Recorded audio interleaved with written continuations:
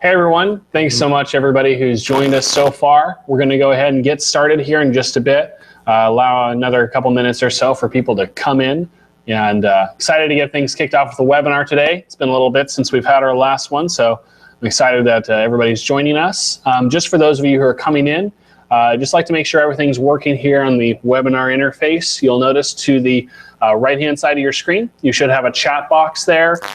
We always love to kind of see where people are from, and it's a great way to make sure that chat box is working. If you don't mind, just letting us know what city and state everybody's joining from, or what country if you guys are from out of the States.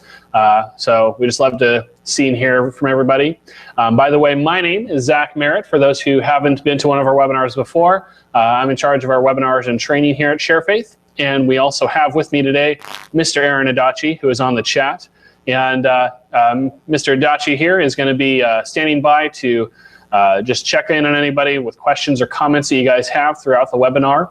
And we'll have a little Q&A session at the end. So if you guys have any further questions that come up at all during the webinar process, it's great to just let us know and kind of give us some feedback. And also, too, you know, the great thing about being at a webinar here, it's a live event.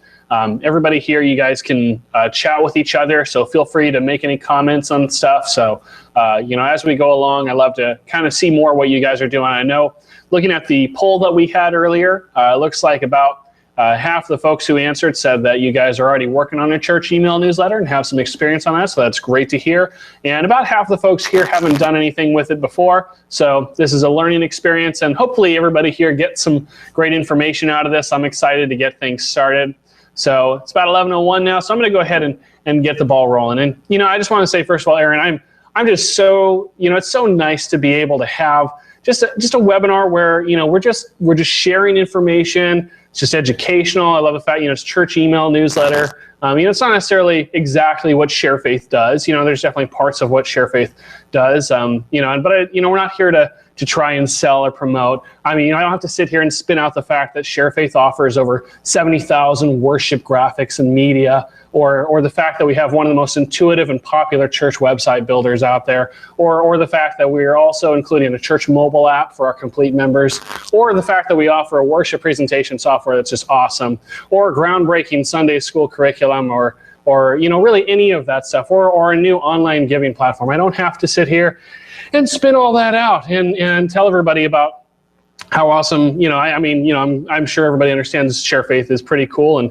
we do stuff like that and we love it. And I don't even have to mention the fact that we have a sale going on right now for our complete membership that folks can take advantage of if they wanted to. But, you know, it's just something where, you know, it's nice that, you know, don't have that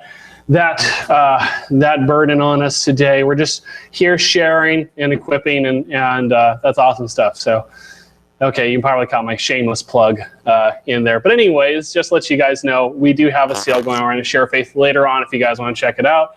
We've got our sale on our complete plan you can check out. It ends today, actually. We've been running it this week, so today's the last day of the sale. But anyways, you're not gonna sit here and try to spin that to you folks, to you fine folks, and I know what your time is valuable, and we want to go ahead and get started. So the topic at hand today is church email newsletters. And with that, we want to kind of spend some time, and we'll look a little bit at using MailChimp. Now, if you folks aren't using MailChimp or you're not familiar, that's perfectly fine. This is just one example of a service that we know a lot of folks really like, and we've used it for some of our email newsletters and things like that as well. But really, I'm going to try and focus on information and ideas that can help you guys with getting your church email newsletter put together. So with that, you know, I just want to let you know, even if you're not a MailChimp person, if you're using a different service that you really like, that's perfect. And just a reminder too, for all you fine folks who are joining us today, we will have a special email template that we've whipped up for you guys that can be used for your church email newsletter or whatever you'd like. And that's going to be sent out to you guys. And so it will work whether or not you have MailChimp. We'll include an HTML version of the file as well. So if you're not using MailChimp, you can do it that way. Anyways, so I'll go ahead and get started. But before I do, let's pray. Father God, we thank you for this time today, and I pray that we have fun. I pray that we have a good time and really get some good information here, that the advice and information that we've got to present will be really insightful for those joining us today, and that they really just learn how to utilize email in this form of communication and make it such a powerful tool for communication both in the church and outreach outside of the church too as a possibility, Lord. And we know that there's so much that you can do with this, and ultimately, Lord, we just want to use the resources that are available to us for reaching those for your kingdom and in increasing or strengthening those bonds that we have together as a church community. So, Lord, I pray that this helps all of our viewers accomplish that, at least in some way, Lord. And we just ask that you would bless this time, that all will go smoothly with today's presentation. And we thank you and love you. In Jesus' name, amen. All right. So thanks again, folks, for coming. And we'll go ahead and get started here. So first of all, before we get into all the technical side of a church email newsletter, I wanted to take a moment. I'm going to share my screen here with you folks and talk about some of the reasons why we have a church newsletter and what the purposes are for our newsletter. So I'm going to share this screen here. And there we go. All right, so welcome everybody to Creating Beautiful Church Email Newsletters.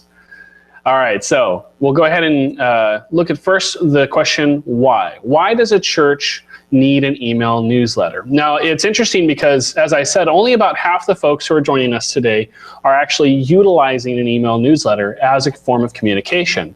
And I want to encourage that half to let them know why they really should pursue this as a valuable means of communicating with their congregation. Now, one of the most distinct reasons, of course, is that email, even in this day and age of all the social media and different apps that are out there and so forth, it still reigns as the most popular form of online communication. With everything that's going on, there's kind of some talk every once in a while that, email's going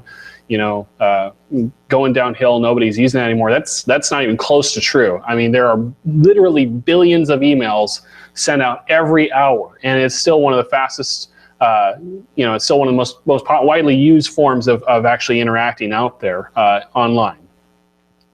And another reason why churches in particular should think about this is because most people actually elect, when they're signing up for anything regarding communicating with an organization, whether that could be a business or if it's even their church or a nonprofit.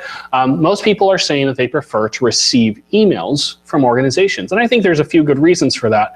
One of the best reasons, that comes to my mind is the fact that email is really less invasive than a lot of other forms. When you think about it, it goes to your inbox, and it's one of the ways that you can check on it as you want to, and kind of follow along and see what's going on. And especially when you're looking to stay in touch and just follow what's happening. I personally prefer to get emails from different organizations that I like to hear from every now and again. And that's been surveyed, and they've found that that's still really the most preferred way that people like to communicate and stay in touch with organizations. Also, email is seen more often than a lot of other mediums. And by that, I mean the average person, this is just a statistic here, the average person checks their email 15 times a day. Now, whether or not you feel that's excessive might just depend on whether or not you have a smartphone.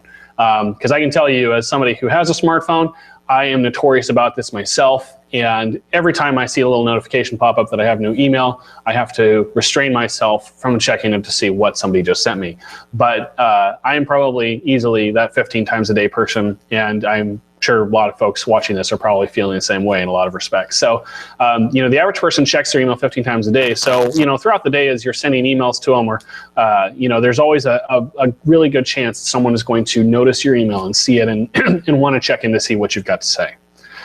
Another big reason for email, let's be real, cost-effective wise. It's so cost-effective when you have to communicate to, in most cases, I'm sure the folks who are visiting us today, who are all joining us today, you're trying to communicate to hundreds, if not thousands of people on a regular basis. And that is expensive when you're trying to do things like mailers, or time-consuming if you're trying to call or anything like that. So email is just a super cost-effective way to do this, both in time and money. And so you just make sure that you're getting rid of heavy printing costs of trying to reach out to people regularly.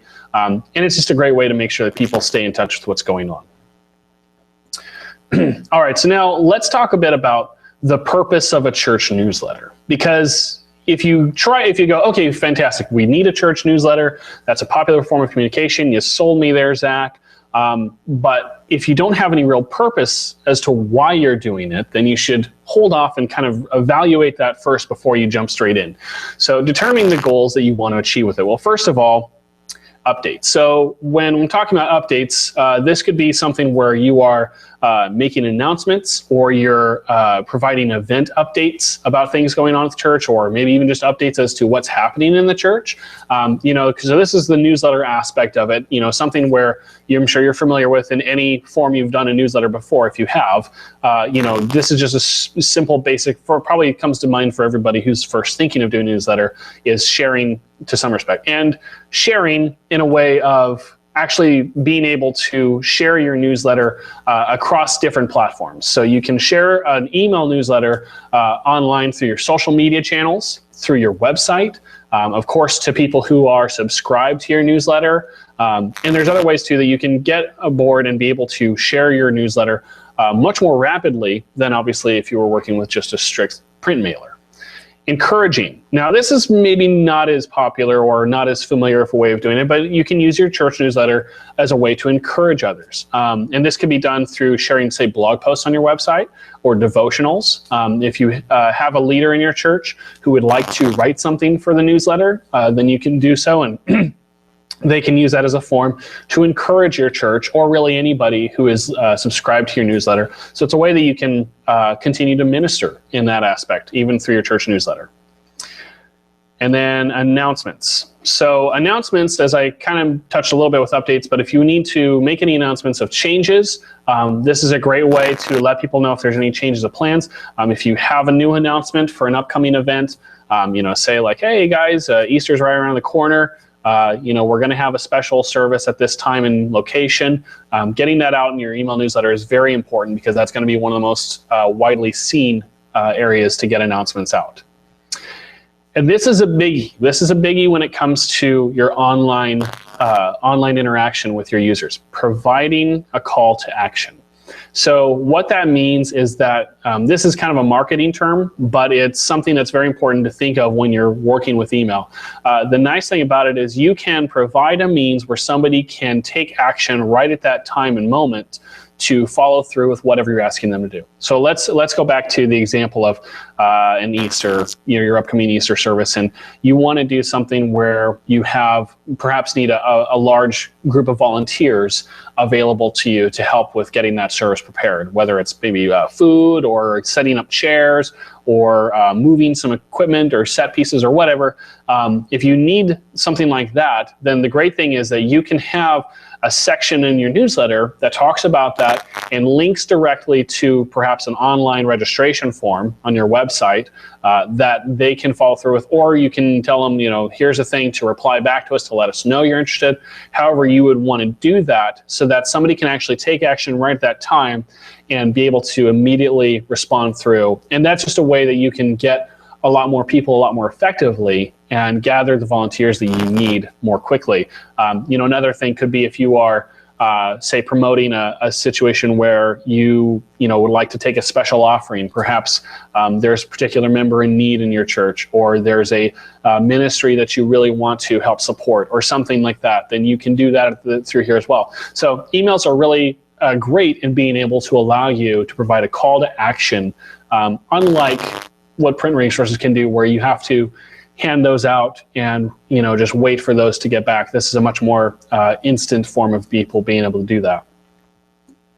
Also, important thing of keeping in your church newsletters, keeping your communication consistent. So what I mean by that is, making sure that you have this open form of communication that is regular, that stays consistent with how often it's going out to people, but also keeping consistent with your other platforms. So like the way that you represent your church through social media, through your website, through your mobile app, that should all be consistent with the same way that you represent your church through your church newsletter.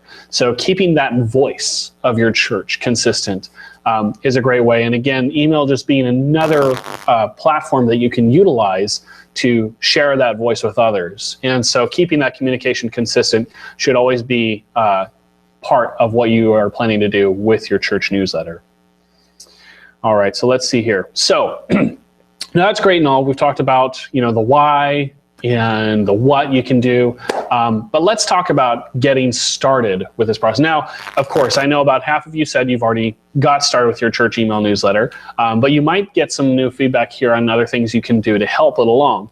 And then, of course, for new folks, you're going to really be interested in this, so you can start getting everything that you need together to get the ball rolling. So the first thing we're going to talk about is gathering email addresses. Now, that isn't necessarily the building part of your newsletter, but it's essential because your newsletter is not going to do any good if you've got nobody to send it to. So this is really the first stage that you want to look at, is gathering your email addresses. I've got some different ways here that you can look at it. Now, the first thing to keep in mind when you are gathering your emails for people, this is a form of contact. So you want to have other information that comes with it, so you can associate the email address to a person. And there's other things too we'll talk about here in a bit that help. So I want to encourage you, whenever you are getting this information from people, always make sure that you are also getting the first and last name of the person and the phone number that they have associated with it. And the reason for this is because you may not necessarily, need this information for what you're looking to do at hand right at the moment, but this could prove to be valuable information for later contact down the road.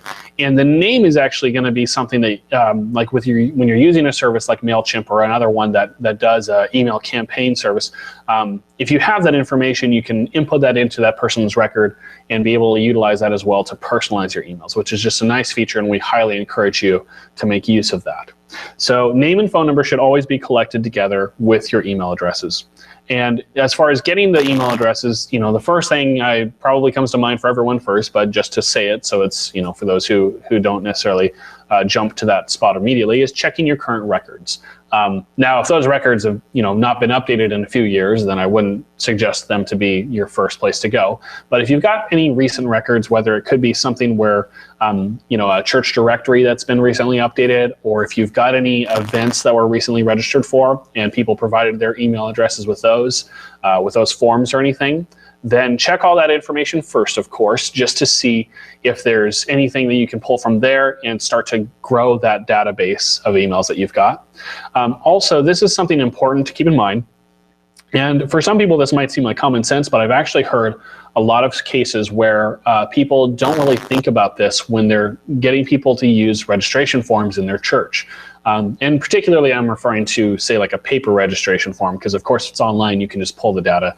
But I've actually had conversations with people where they've said that their church has just these stacks of registration forms, or like membership cards or what have you, that have email addresses for these people on them.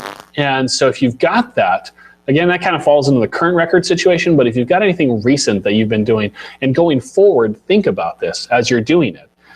Using your registration forms is a way to collect information as well. Now, when you're doing this, let me stress this though, always give the option for someone to be able to decline receiving a newsletter. Because if somebody's, like, for example, somebody's just going to a retreat at your church and they're not necessarily interested in signing up to get a regular email from the church, you want to respect those boundaries. But like having just like a simple checkbox or something on your form, whether it's online or through a paper registration or whatever, where they can choose to sign up for that, then that way you can keep record of that, and you're not overstepping your boundaries with those folks, because you want to respect that. But making sure that you use this information and put it to use within an email state. Also, sharing content from newsletter to social media to promote it. Now, this is a way where you can link back in some way to where people can find a way to subscribe to it. So, a lot of times, you'll see a place like this, and Share Faith, we do this a lot too, where we will take some of our latest blog posts that we really like, and want to share. And of course, we want just to encourage people. We want folks to be able to really enjoy the content that they're finding and be able to grow from it. And it's great when then somebody comes through and they go, hey, this is some great stuff they've got on here, and I'd love to subscribe to it and stay informed as to what's happening and kind of get the latest news whenever there's new articles available and things like that. So using social media as a form to where people can link back and be able to sign up to your newsletter. And having a sign up from their website is great. Having some way that folks can actually go onto your website and sign up. And here real quick, let me jump out of this just for a second. We'll come back to it. I'm going to exit this real fast. I'm going to bring this over here. So this is a Share Faith Church website backend real quick. And there's a plugin here for those who are familiar with plugins. And since we're running things off the WordPress CMS, you can see that under the plugins, you can actually install a MailChimp plugin. So this is a really neat feature. If you go to install it, then it'll go through and put the plugin in for you, and you can simply connect your MailChimp account to it. So that way you can actually just put a widget anywhere on your website that creates the form that people can then fill out to stay in touch with your newsletter and follow along with you. So they can provide all the information you want. You can require their first and last name, their phone number, their email address, and anything else that you want from there. They're very flexible. And as you can see, if there's a situation where you go to install this and you don't currently have a MailChimp account, you can actually click this button here and it'll take you to where you can sign up for one. Now, one of the reasons that we talk about MailChimp is just because we know that a lot of churches that are smaller or that we work with and don't necessarily need a campaign service that can do thousands and thousands of emails at a time. But the nice thing with MailChimp is they actually offer, at this time anyway, they offer a free account, and they've had it for years, so I haven't seen anything changing on that anytime soon, that you can get started with, and it allows you to be able to email to up to 2,000 subscribers for free. So that's more than enough for what a lot of churches have, but if you want to, they do also offer a paid account service where you can do more. And they have a really intuitive editor that will take some looking through here in a second. I'll show you some of that and in here in a bit. But again, I just wanted to show you this back end where you can see that you can actually go in and install a plugin like this for MailChimp. And there are other ones out there too, and a lot of services will offer the option to embed a form or something on your website that folks can just fill out right on the spot and subscribe right then and there. And that's a great place to put it would be, say, if you have a running blog or devotion on your website, or if you use posts for like a newsletter on your site or events or things like that. Those are all great areas to put something like this where you can gather more emails that way. And when you think about it, this is a way that you can open this up and you're not limiting yourself to just the folks who are already in your church. This could actually be a form of outreach because people can go on there and sign up for your newsletter. So folks who are searching for churches in their area, they come across yours on a search, and as they're navigating through, they like what they see, they can sign up right there and subscribe. And again, this is a place, wherever you put it, you can link back to from social media or other things, so that way people can continue to stay in touch and be able to follow along with what's happening at your church. All right, so we'll go back to our presentation here. Go back to where we were.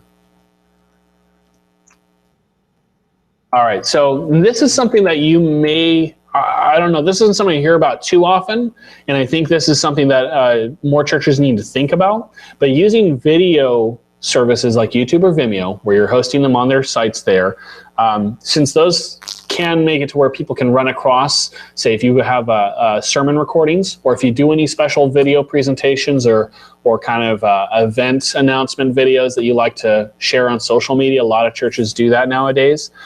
If you have anything like that, always use that to link back in some way to where you can reach the people who really enjoyed it. If they come across a sermon on your site and they would like to, not on your site, but like even if they're on say YouTube's website and they come across a sermon, you can include a link back to where they can find your newsletter and everything that way.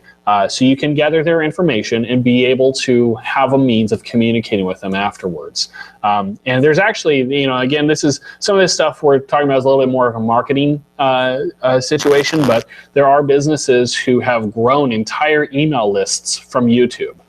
Simply because they have been placing videos out there people run across them, they find where they can sign up for the newsletter and be able to stay in touch and follow along with that stuff. So think of that too, and as a way of potentially growing your list and being able to expand your outreach even further.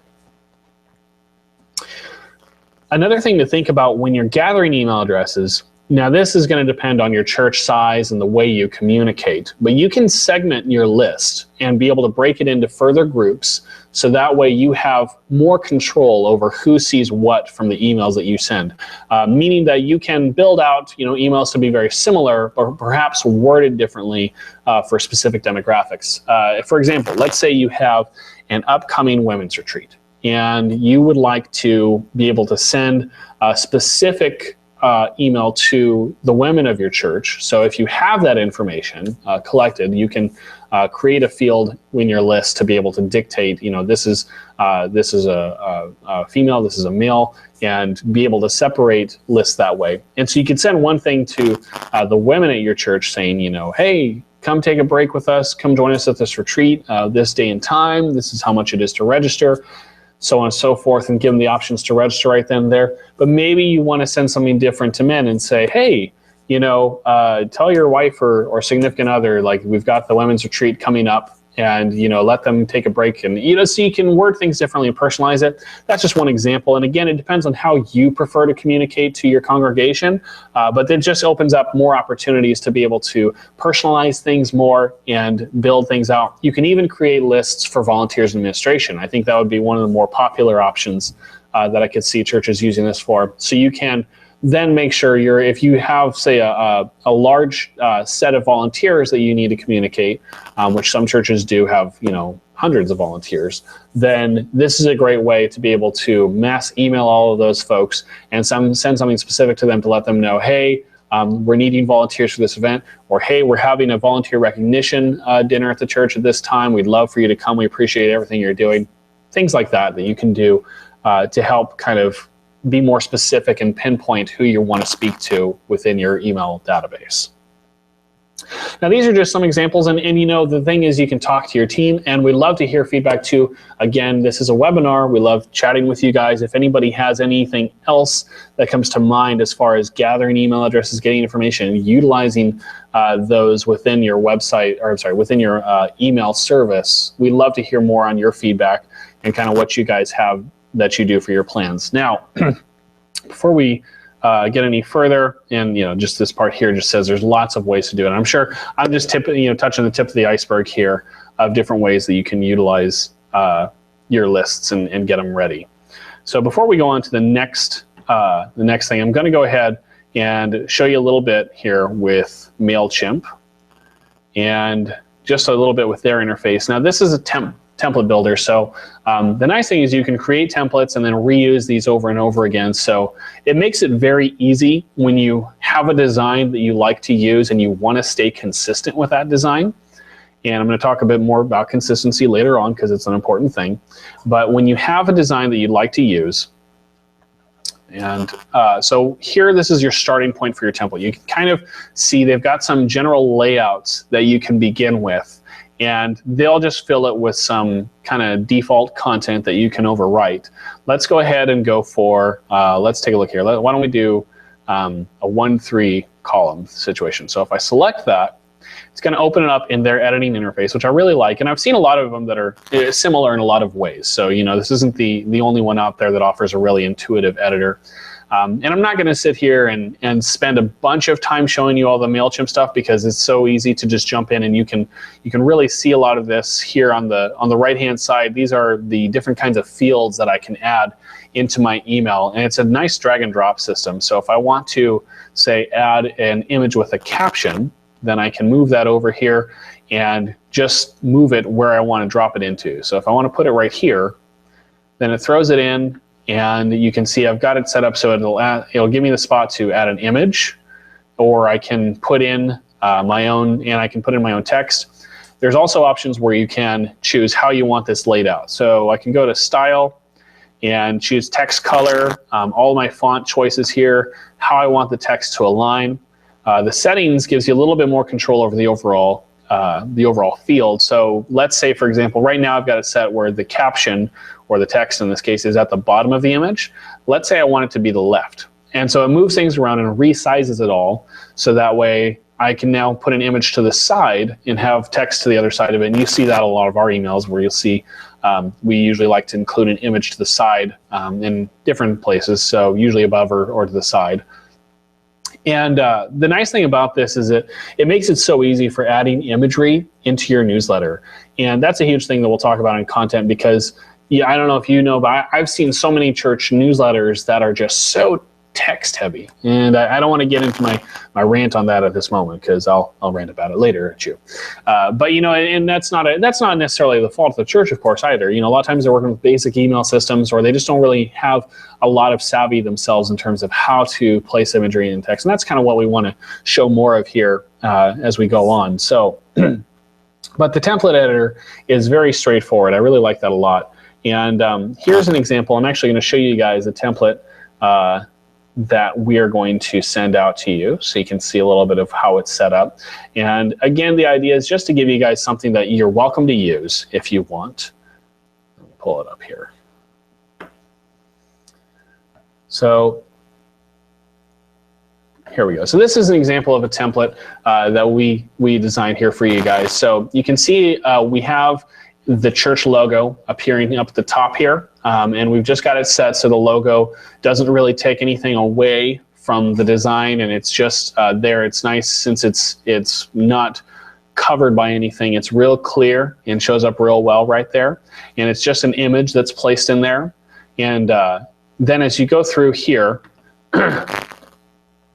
you have, like what this is for right here is to be kind of a feature image. It's a visual anchor. When somebody comes to the email, it's something to catch their eye and stop them so that they want to kind of see what the rest of this email has. This is just something, it's just a nice, pretty design to kind of promote, obviously it's giving glory to God, which is a beautiful thing.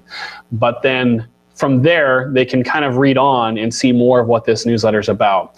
And I took kind of a 3-column situation down below. So we have this opening paragraph, which is just very, welcoming and just something that's here to help you, to kind of establish an initial communication with them. So this is just saying thank you for staying connected with us. We want to make sure we provide you with updates on what's going on here and so forth. And as they go down, then we've got other things like this. I really like using the column situation when you're working with, if you have like say multiple posts that you're sharing. So we've talked a bit about that. If you do any sort of blogging or devotions on your website, it's great to share that through your newsletter. So these are basically just little taste, I guess teasers, if you will, that somebody can come across. They see pastor's pen. So this could be more of like a blog for the pastor. Walk with Jesus might be a devotion on the site. A word on worship. Maybe your worship leader sharing something, and they have the option down below. This is their call to action. This is what we were talking about before, where they can read the rest of it. And then you can link these back to your site. And so that's great because you get site traffic from it. I'm talking about the selfish things here, but you get site traffic from it, which boosts a lot of different things for including your search engine ranking as people are coming to your site. And then through those posts, you can promote even more interactivity with comments or social sharing, and things of that nature. So it's really, I really like the newsletter as a form of sharing encouragement. And of course, these posts should hopefully be written in mind of the person reading them, that they will be encouraged by it. And it's just a great way to share with them and minister to them. As you continue down, now there's lots of different ways that you can do something. This one, I decided to show what it looks like when you kind of go with a strictly visual approach. There's no text at all on this. So as far as this goes, like with these banners that I've placed here, they're just there to be a visual anchor again.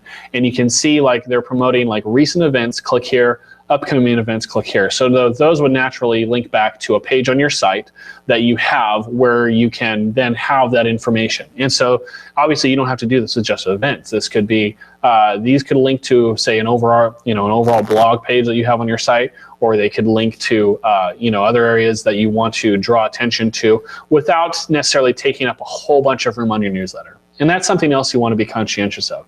It's not bad to have a long newsletter if you've got lots of great content, but think about that and try to remember too of like the attention span of somebody who's reading your email. You want to have all these kind of more short snippets that they can just kind of glance over to be able to see what their interest is in the newsletter and be able to check on it. So if you want to be able to have them click on things, or if it's short enough, then just put it in your newsletter itself. Something like a full blog post, that's why we did it this way, where you just have these little snippets, because most blog posts are going to be roughly 4 to 5 paragraphs in length, could be longer for some. So you're not going to include the whole thing in your email, obviously, but just enough to entice them and get them curious to want to read more. All right, so now if you go down here, also I've given an example. You could put in something on a current teaching series. This, again, just depends on how you want to communicate to your congregation, but this is an example. So if you have a teaching series, this could be where if you have an image that you're using in your church for the series, a lot of churches will use a PowerPoint presentation or have something on like a banner or their bulletins when they have a special series going on for their church. So you can include a little bit about that. And this is just something to keep people in the loop who maybe haven't been in for a while, or perhaps even as an outreach. So if somebody is really looking for a church and they've subscribed to your newsletter to follow what's going on, they might be interested to see what you guys are preaching on, and that could be a way to invite them in. You can also link this back, so if you have recordings available on your site, you can have like a listen here link that they can then follow through to your website or anywhere where you might have that. And down here below, and these are just kind of a couple more example areas. So you can include areas for volunteer needs, which instead of doing, like you've seen some examples where I have a text header, kind of like how this is your weekly encouraging word, or you can get a little bit fancy and do visual, more of images with text over them. Now, if you want to do that, that's great. I would recommend to think of a less is more approach. So this even might be a bit ostentatious for my preferences, just a bit overboard. But you can really experiment with this and see what you want to do. Now, the nice thing, another thing that I really like about MailChimp in particular, is if you click on an image, you have the option to edit it. And it has a neat little editor built in where you can go through and do some more over the images.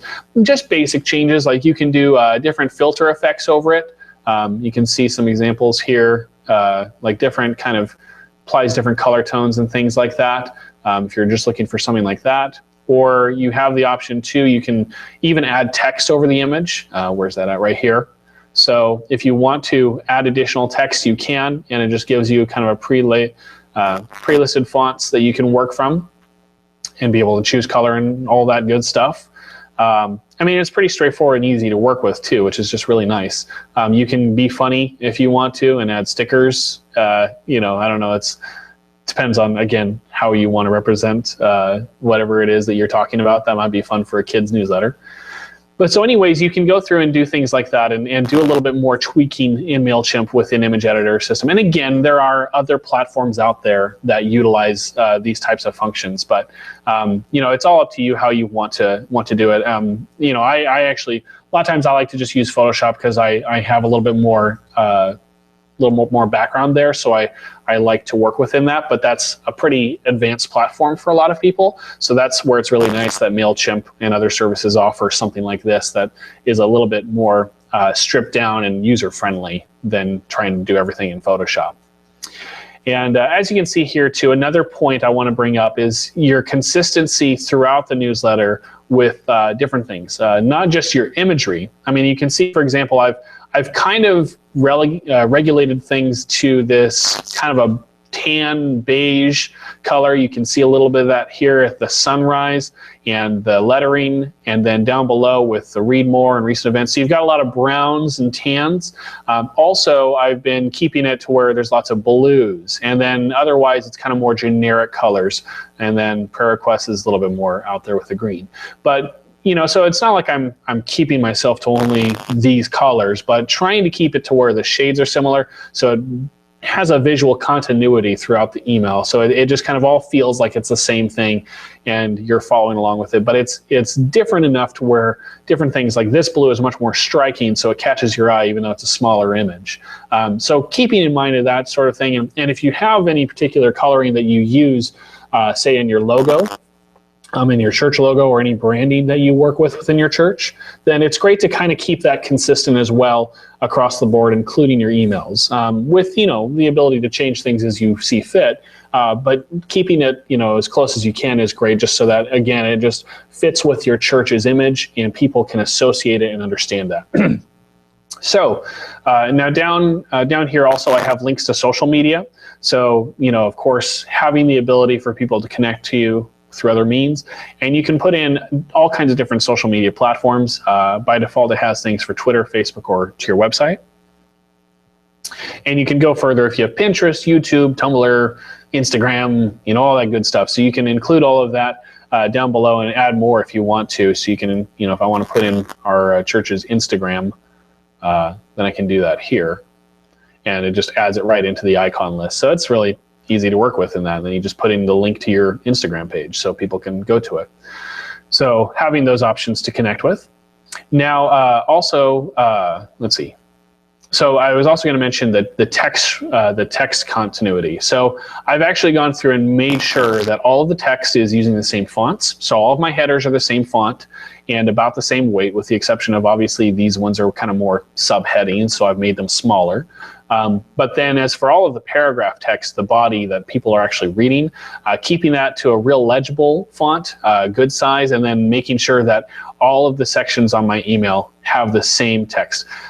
Lots of times, I can't tell you how many times I've seen this mistake where, and again, it's from a lack of knowledge. It's not having the experience. But when you're creating an email newsletter, you want to be careful that you don't have like all these different things of bold and different colors and links and all this stuff that can really drive somebody crazy when they're trying to read it, and they don't really know what part they're supposed to focus on. Like, am I supposed to look at this part because it's in bold, or is that even on purpose? Or sometimes you can't tell. So making sure that you're being mindful of that and keeping things just really, again, to a less is more approach. I like that fact. And now I'm giving you so many different examples here of ways that of different things that you can include in your newsletter. And you might be a church that just says, we don't have all this stuff. We don't necessarily keep in touch with all this stuff.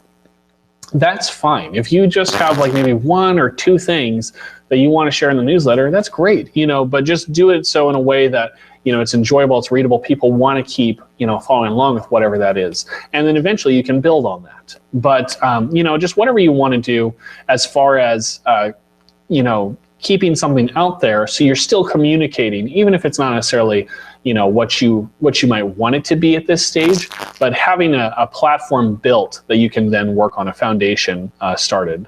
So let's take a break here. I've talked about a lot of different things. I want to make sure I'm not skipping over where I'm at in my presentation.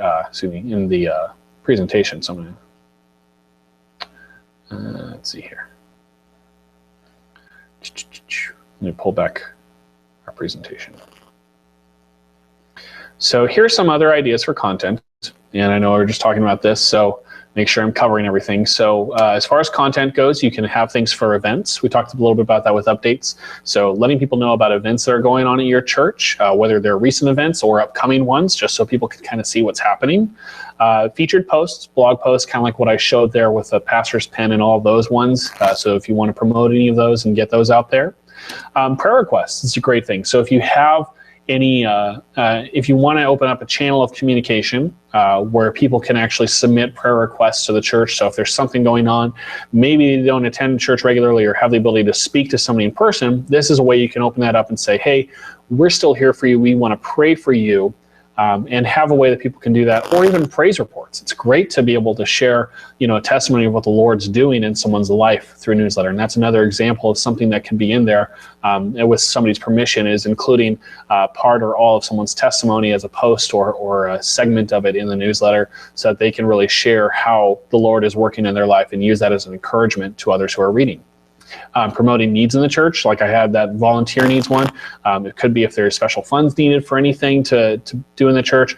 If you're looking for particular items, hey, sometimes the church needs a couch for the youth room or something like that. Getting that word out there so people know about it, and using that and having a call to action where somebody can interact through the newsletter to be able to help fulfill that need, whatever it is.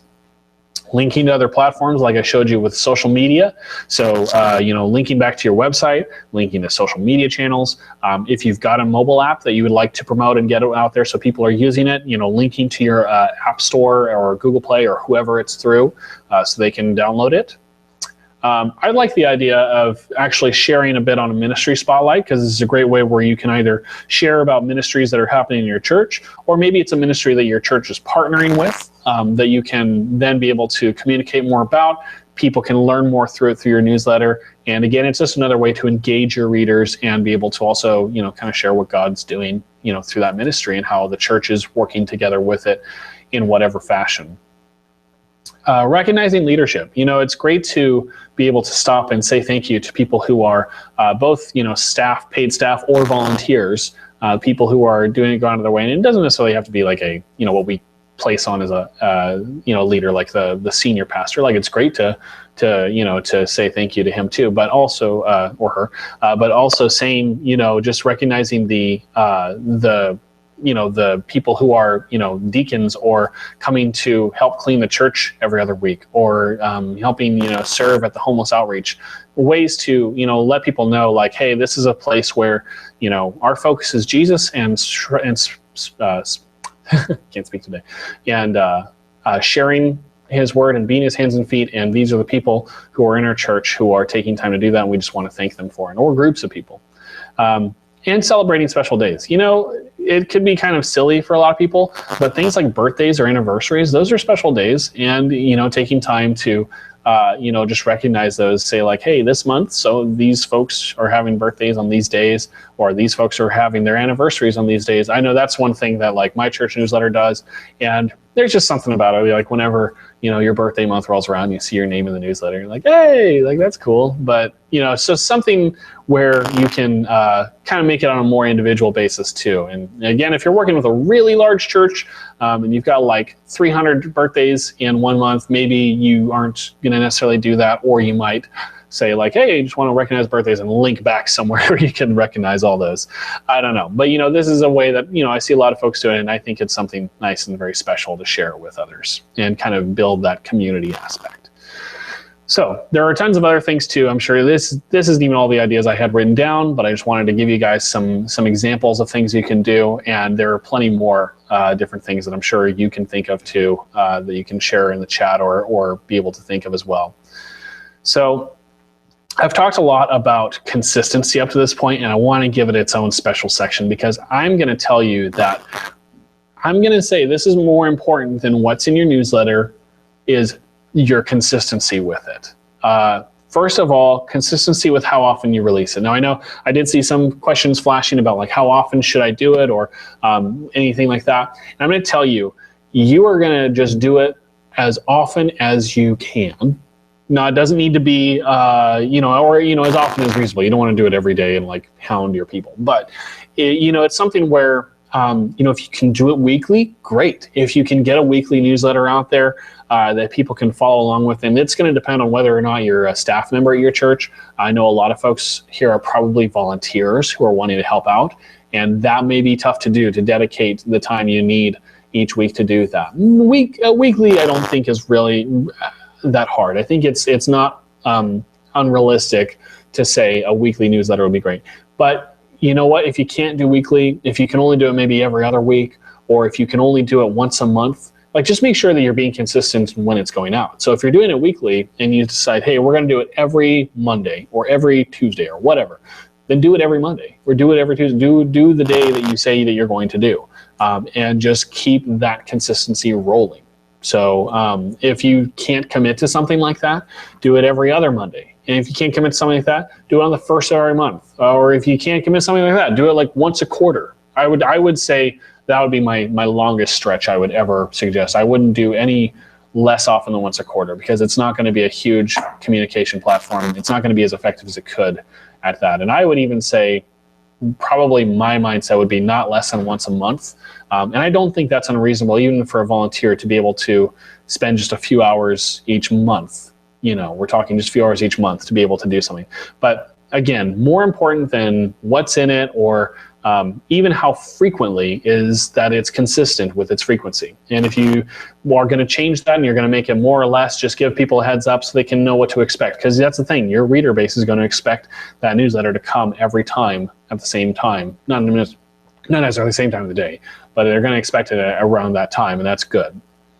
Also, so consistency in the message. So again, not necessarily saying like that it has to be the same stuff over and over again, but this is where I'm talking more about the voice, the tone, the language that's used, the maybe the arrangements that you use in your layout, stuff like that, or how you what if you're using visuals to link back to things versus like having text in there, just kind of keeping that in mind when you're doing it again the next time around, to build on that and continue with it, because again, that's going to be how people are going to kind of navigate your newsletter. They're going to be trained in a way of understanding what it's going to look like and how to follow along with it and what they should expect. Imagery, so your branding should be consistent.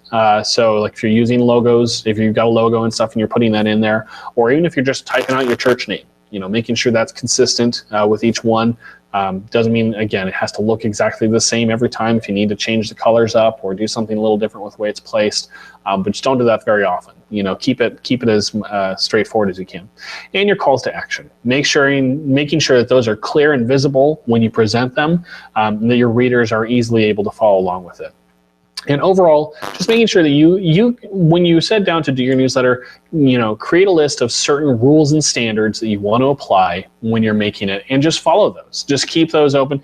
And if you need to, change is needed, of course. Like, ShareFaith has not done the same exact thing with our newsletter for the past 15 years. We've obviously seen things that worked and things that didn't, and how folks, navigate, and what people like more to be able to read in there and stuff like that. So we take all that into consideration, and we use that to, help it, morph over time and be able to be more effective in communicating. But consistency is going to be key to the success of your newsletter. I will stretch it that far. I'll say that is going to be the biggest thing. So after sending your email, and we're running out of time here, I want to make sure we've got a little bit of time to look through some of the questions, see if we can get those answered for you here at the end. So I want to make sure we are able to cover all the points.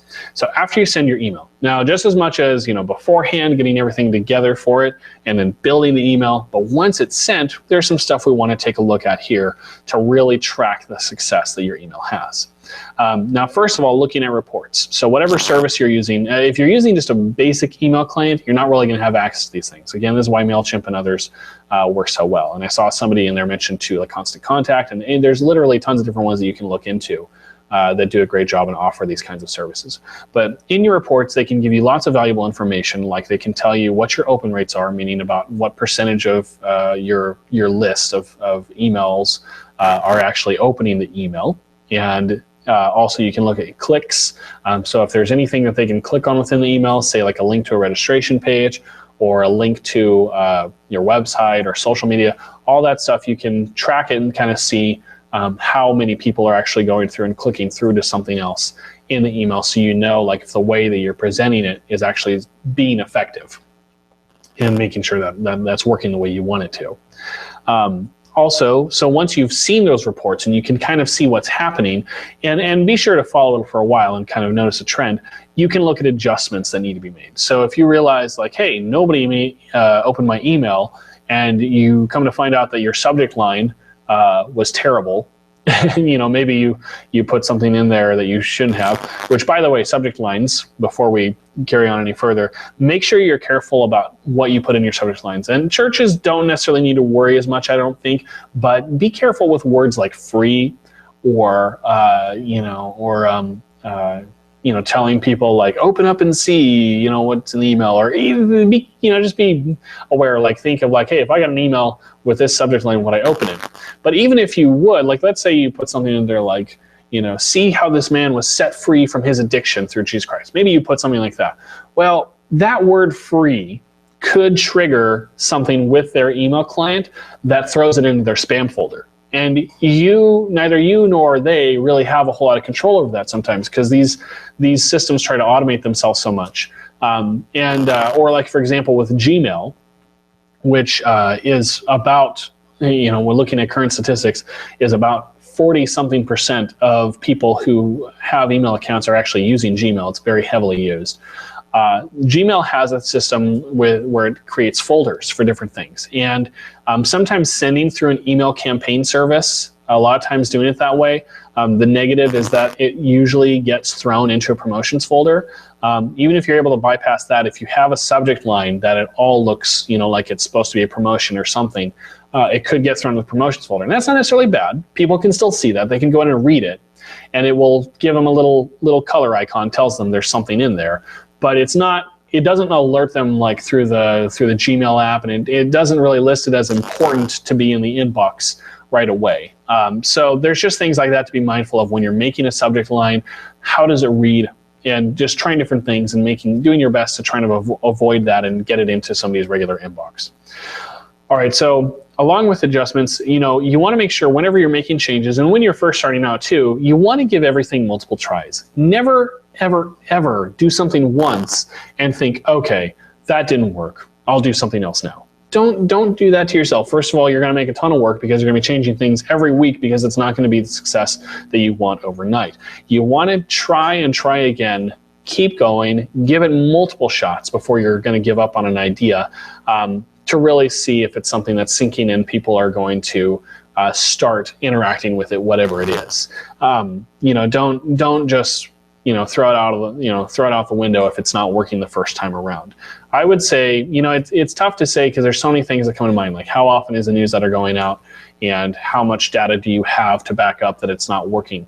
I would say at least 3 to 5 tries are probably a good number of what to do before you make a change. So if you're looking at it and you go, you know what, perhaps this email, the way it's laid out, is just too hard to follow for a lot of people, or they're not getting down to the bottom to see this information when I put it in there and nobody's ever clicking on that. Okay, if you do that for a few weeks and you notice that's happening, sure, go ahead and just do a change right there and see if anything changes as a result of that. You can track your reports and follow that for a few more weeks. And play with it, tweak it, that's fine. It's your email, you can do what you want, but just know that, nothing's going to be an overnight success. Give it some time and let it build on whatever you're trying to do. Whether you're trying to you're experimenting with a new devotional and you're trying to put it in the newsletter and see if people are following along with it. If nobody clicks on it the first time, well, it's new. They may not know what it is. They may not necessarily have a big interest, but then after a while, they might start checking it out and you'll start building readers that way. So just keep that in mind. And lastly, I'm just going to say, do something. Something is always better than nothing. It's always better than nothing. The idea of right now not sending out a church email newsletter is much more harmful than if you were sending out a newsletter that just said, hey, this week we talked about this in church. If you do something like that, that at least is better than nothing. Maybe that's not ideal. Maybe it's not what you would want, to be your church newsletter to look like forever, but it's a start. It gets it out there and you can start building on it and really enhance the emails further from that point on. But doing something is going to be radically more effective than nothing. I know that goes without saying, but there's so many people I think who are afraid that they're not going to have the prowess, the know-how to be able to make an awesome church newsletter, that they allow that to cripple them and not pursue this at all. And I think that's much more damaging. So don't get in that rut. Don't feel like this is just too much, insurmountable, you can't handle it. Don't feel that way. Know that you've got valuable tools, and hopefully, things that we've talked about today can give you some insight. You've got some inspiration, you've got some ideas that can get you moving forward with this. Hopefully the template will be able to give you a good start as far as getting things moving with getting something put together. And you're welcome to dissect that and pull it apart and do whatever you want with it. It's yours. We're just giving it out to you guys to give you guys a good head start. But just take it and run with it. So, at this time, I just want to thank you guys for coming. We're getting real close here. It's been about an hour. Wow, time's really flown on this one, but I think we've got a lot of great information, and I think hopefully a lot of you guys are enjoying some of the stuff that we're sharing here. And again, just want to remind you, we will be sending you guys, everybody who's attended, you'll be receiving an email from us that has links to where you can either go straight into MailChimp and create an account and get the template that way, or if you already have a MailChimp account, you can just add the template into your list. Or if you're not using them, that's fine. There will be a link to where you can download the HTML file and use that in whatever else you have instead. But again, we just appreciate you guys so much for taking the time. Again, I really hope that this has been a good time for everybody and that you've learned some stuff here and you really feel blessed with this. So lastly, I know it's already 11:59. Just checking to see if there's anything, though, maybe we can answer a few quick questions before you guys go. So I'm going to go ahead and pull this back up. Hey, it's me again. So let's see, Aaron, was there anything in particular that you would like to point out that folks have questions about? Okay, he's checking right now. All right, so we've got a question from Paul. And he says, what if you do your newsletter with a ShareFaith template? How does that play with MailChimp? Okay, yeah, so I mean, like, for example, if this template goes into your MailChimp account, it's just going to be another template that you can fully customize and do whatever you want to be able to go through and customize it within MailChimp. Now, the HTML template, you have to do a little bit more. It's not going to necessarily just jump right into a different services editor to be able to work with. So you might have to be a little bit more tech savvy on that side of things. Sorry for those folks, but at the very least, yeah, if you're using the newsletter template that we're giving you guys. Now, if you're talking about like what we call newsletters on sharefaith.com, if you're a member for ShareFaith, that's a little different. Those are actually intended as print templates. So they're not really compatible with just popping into an email service, unfortunately. But there is that. So if you were to use the one that I'm going to send you guys, which is going to go out later today for you guys who all attended, then you'll receive that and you'll just be able to pop it in and start using it right away. It's actually really cool. I love the way MailChimp's done it. It's super easy. Just a link that you click and bam, it's there. So, all right. And hope that answers that question for you, Paul. Was there anything else that came up, Aaron, at all that folks are asking about? Oh, so Linda's asking how you keep prayer requests private. So in an online world, privacy is, difficult in its simplest form and non-existent in probably a more technical form. If you're looking to keep prayer requests private, probably the best way to communicate that stuff is through, I want to say through email. That gets a little tricky on a website, and that's kind of that's a different subject altogether. You can create private pages, but those aren't even foolproof themselves, I hate to say. There are ways to build member plugins. There's member plugins and things like that on your site where you can kind of have restricted content that's only to people who are part of a prayer group or something. We usually, I'll be honest, I actually jump to social media a lot of times with that. My church has a group we've created on Facebook that's closed, that's only available to those who are invited, or if they request an invitation, then we can moderate that. But then that way we'll be able, that might be a better way to do it. But you can always, allow people to submit prayer requests through email to you, and then you can share that with your group however you choose to be able to do so.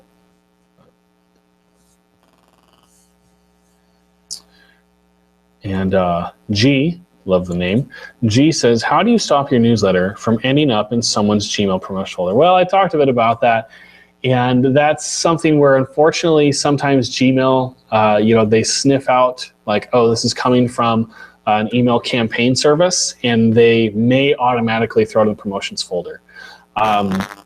That's something where it might be more on an individual basis that it's tough because you don't have control over that. And if you have somebody who's marking those emails as important in Gmail, then they'll get put into the inbox. And I think don't quote me on this. Gmail's system may be smart enough to where it notices if you're marking something important consistently enough, it will do that. Unfortunately, I just don't have a real solid answer, though, as to making sure that it never shows up in the promotions folder, because I know that's annoying. We deal with that too. Obviously, we send out our newsletters, and a lot of times they get in promotions, even if we're just trying to share a blog post or let people know there's an update where we have new stuff at Share Faith or something like that. We're not necessarily trying to sell anything. But anyways, just so you know that you can, it's a little bit out of our hands, but you can do your best to just try and keep your subject lines as as concise as possible. And the subject line should always just be a summary of what they're going to find when they open the email. It doesn't need to be anything super fancy, but you can do things to like catch attention, where people can see just short, real quick things of what they can expect when they open that. But yeah, as for promotions, like I said, that's just something where they might learn if somebody's consistently marking your newsletters as important. All right. And anything else? I love the conversations going on here. I see lots of great questions that people are asking. And let's see. We have a member-only plugin webinar. Oh, so Beth's asking if we're going to have a webinar on the member-only plugin. It's not a creation of our own. Obviously, MailChimp's not either. But that's a great thing, actually. If you want to contact our support team, support@sharefaith.com. They can provide more details on the ones that are available. I'm afraid it's been a while since I've tried it myself. I know we've run across some in the past that work fine. I think WP members is the one that comes to mind right away. I don't guarantee that that's still completely compatible with all the different updates that have happened since I've used it, but last I've heard it was working fine. And if you contact our support team, they can give you more insight into membership plugins, what they'll allow you to do, and which ones we recommend in using with our sites. Or if you're not using one of our websites, we might still be able to at least point you in the right direction. So, all right. And anything else I want to add? And Aaron's just sharing one of our people who joined with us, Melody. She's just talking about how she sends prayer requests through MailChimp. So that's great information. Thank you, Melody, for that.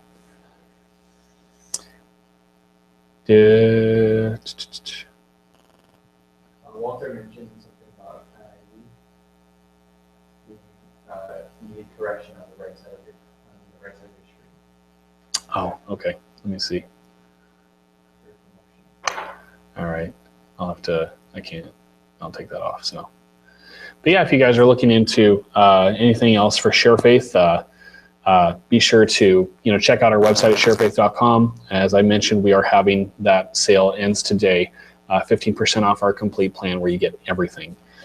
But I know other people have questions on here. We'll do our best to get back to everybody. I want to make sure we're not taking everybody's time though, and we're already a little bit over time now. So if you don't mind, I'm going to pray for us. And then I thank you guys again so much. It's been a great webinar. I love all the interaction I've seen here. You guys got some great input too. And I'm glad that a lot of you guys say that the information was great. So I appreciate that. I'm glad that we're able to share with you guys and help encourage you guys in terms of making your communication more effective on all the levels. So let's pray, and everybody can go who's done so. Father God, we thank you for this time, and again, I just thank you that we had a good time together and some great information and great interaction. I pray that all of us here from all the different churches that we're at, Lord, that you would bless them, that you would help them and encourage them and give them insight into how to better effectively work with their church to be more tightly knit as a family and community of believers, Lord. And that being the end goal of really what's going on here. And I pray that this would be a great tool that they can look into, help them in all the ways that they are looking at to communicate with their church, just to be as effective as possible and bring along the right people to aid them in that journey as well, Lord. And we just thank you for their hearts and for their desire to help their churches grow and to be effective in ministry to them. And Lord, we just ask these things in your name, and we thank you and we love you. Amen. All right. Thanks again, guys. And really appreciate you taking the time. Again, we'll follow up with you guys. That we'll even include a replay of the webinar. So if there's anything you guys might have come in late and missed anything, or you want to share with anybody else, you'll get some of that. You'll get something like that too to be able to share. And appreciate you guys. I hope you guys have a blessed day. God bless you. Oh, great one.